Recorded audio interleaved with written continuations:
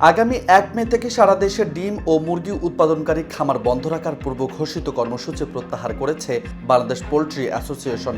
সোমবার এক বিজ্ঞপ্তিতে সংগঠনটির সভাপতি সুমন হাওলাদার এ তথ্য নিশ্চিত করেছে।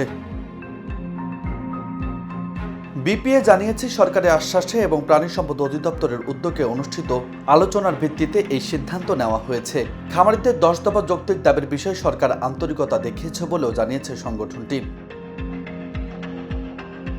প্রাণী সম্পদ অধিদপ্তরের মহাপরিচালকের নেতৃত্বে অনুষ্ঠিত ওই বৈঠকে বিপিএ সভাপতি, সাধারণ সম্পাদক সহ বিভিন্ন জেলার 10 থেকে 12 জন প্রান্তিক খামারি উপস্থিত ছিলেন। বৈঠকে সরকার পক্ষ থেকে দাবি বাস্তবায়নে দ্রুত পদক্ষেপ নেওয়ার প্রতিশ্রুতি দেওয়া হয়। বিপিএ জানিয়েছে, এর মধ্যে মুরগির খাদ্যের মূল্য কেজি প্রতি 1 থেকে 1.5 টাকা কমেছে। এছাড়া ফিড, ওষুধ ও বাচ্চার দামে নিয়ন্ত্রণ আনার জন্য তদন্ত চলছে। সরকার নির্ধারিত ডিম ও মাংসের ন্যায্য মূল্য নিশ্চিত করতেও বাজার নিয়ন্ত্রণের ব্যবস্থা নেওয়া হচ্ছে। সংগঠনটির পক্ষ থেকে খামারিদের প্রতি আহ্বান জানানো হয়েছে, সরকারি নিয়ম মেনে ট্রেড লাইসেন্স, নিবন্ধন ও প্রশিক্ষণ গ্রহণ করে খামার পরিচালনার জন্য।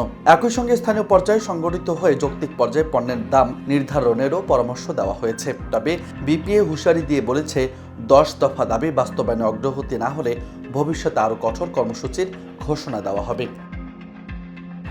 নিউজ ডেস্ক, বার্তা 24।